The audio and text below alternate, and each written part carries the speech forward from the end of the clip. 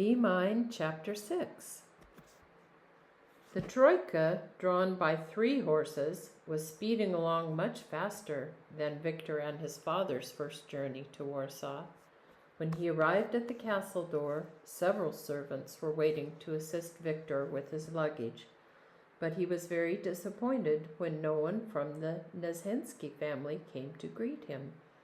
His heart pounded as he wondered what would be waiting for him behind the great carved oak doors.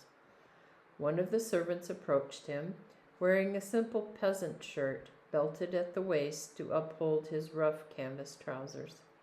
He awkwardly said, "Mr. Warsaw, I am given to you by Count Nezhenskiy. What do you command me to bring to your room?"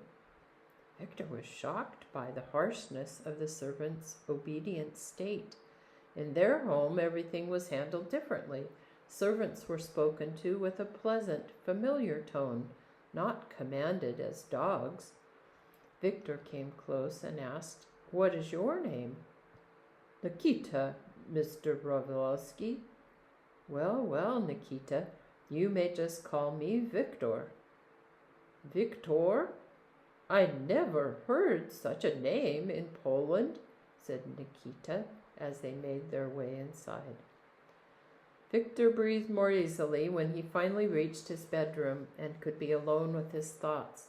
He was unsettled. Why hadn't Nezhenskiy come to meet me to show respect, especially since I returned in such haste just to please him? What does this mean? Am I only a servant to them? But if so, why did they give me my own servant? A knock at the door interrupted his thoughts. "Mr. Warsaw." "Oh, no, sir. Please forgive me. I should say Victor, as you wished. Victor. Dinner is ready in the dining room, and the master's family request you join them in 10 minutes, reported Nikita. "Well, my first dinner with them is to be my first lesson in this household. I will try to greet the master lightheartedly," he said to himself as he departed from his room. Dinner, though, was not delightful. In fact, it was totally boorish. They ate in nearly complete silence.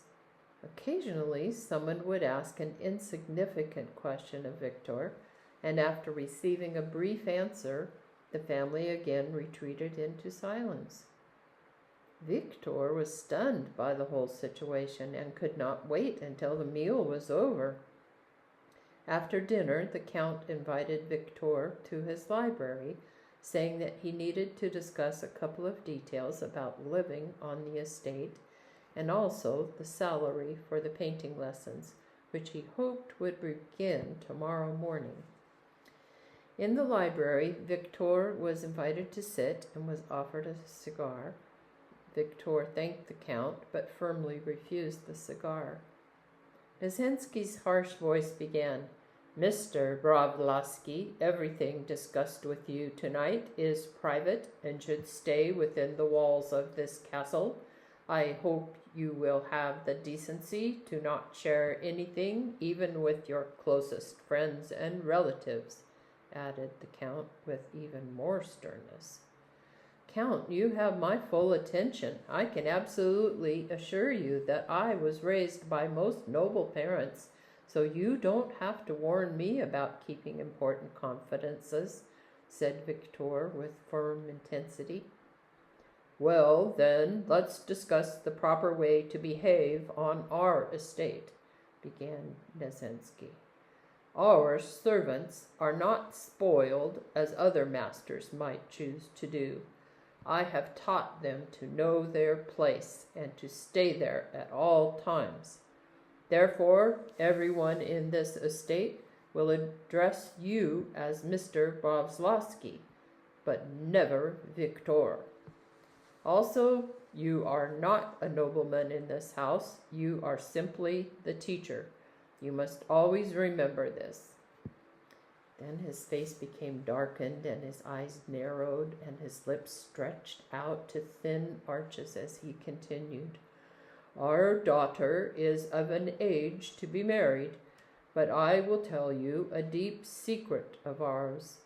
The young countess is very ill, not in her body, but in her mind. She refuses to be part of high society and may never find her proper place.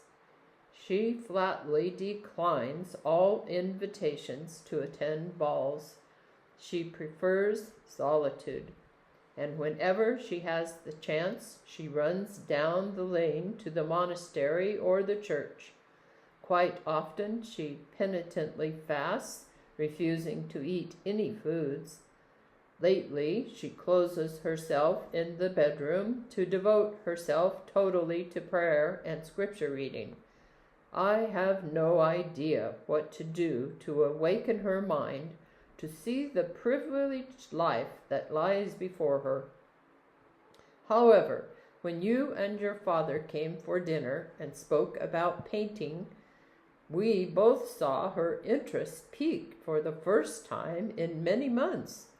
That is why we immediately invited you to provide painting lessons, and it is the reason why we pressed you to come so quickly before this interest would fade. Therefore, immediately, without further delay, begin the lessons tomorrow. Because she is so sallow and pale, I prefer that Anna be taught in the fresh air of the garden, or on rainy days under the gazebo or the veranda. I hope you understand me, Mr. Brovslavsky, finished the Count. Yes, Count, I will try to do everything to the best of my ability, mumbled Victor. Let me depart now, Count, and make preparation, for lessons are to begin tomorrow. Of course, Mr. Brovslavsky, breakfast will await you at 8 on the veranda, so by 9 you must start your lesson, he ended abruptly. Victor bowed his head and departed from the library and went to his bedroom. He had a headache because his mind was flooded by the vast amount of detailed information that he would rather forget. He simply desired to fall asleep and awaken in the morning in his own home, surrounded once again with loving parents. But this was not to be. In the morning he awoke to Nikita scurrying about in his bedroom, preparing everything for Victor to wash and dress. Victor disciplined his thoughts and commanded himself to get up. He refused to think about all the strange information the Count had shared with him in the library. He turned to Nikita and began to set things right with him. Nikita, when we are alone, please be my friend and call me Victor. But when your masters are about, just call me Mr. Brovslavsky to avoid any conflict with their wishes. No, my good master, I always must call you properly by your formal name, because if there is any chance that the Count may hear otherwise, even from someone else, then I would be whipped severely, and he is indeed a very strong-handed man, Nikita argued in his deep, clear voice. Well, Nikita, so be it. Right now, you are the only person in this whole household to whom I can speak freely. Please don't look upon me as your master. I am absolutely like you, no matter what you call me. I'm just a man born into a different family, who was given a better education, argued Victor. Education, master, God be with you. I don't even know one letter. I was born in a village where priests were the only ones who knew how to read the book of Psalms and the book of prayers. We are the lowest people in the village and learn only one type of knowledge, how to serve our masters, Nikita said with a tearful voice. Well, Nikitushka, The time is coming when I will teach you how to read and write, encouraged Victor. Good grief, stupid me, the time is passing. Quickly, young men, you must hurry to breakfast with haste, shouted Nikita. When Victor was nearing the veranda, he caught a glimpse of a white dress flitting between the trees, which he presumed to be the young countess. Finding that the table was prepared for only one person, Victor sat down to eat his breakfast in solitude. Things are so different here, he mused. I will have to make many adjustments. Victor had actually never taken breakfast alone before in his life, because the home of Broslovskys was always filled with pleasant conversation, his parents, guests, and friends. Victor had little appetite last evening after his tiring journey and his uneasiness with his new surroundings, and of course the confused silence at the dinner table. But this morning youth and vigor were on his side. The fresh air in the garden roused his senses, and his desire to eat came quickly.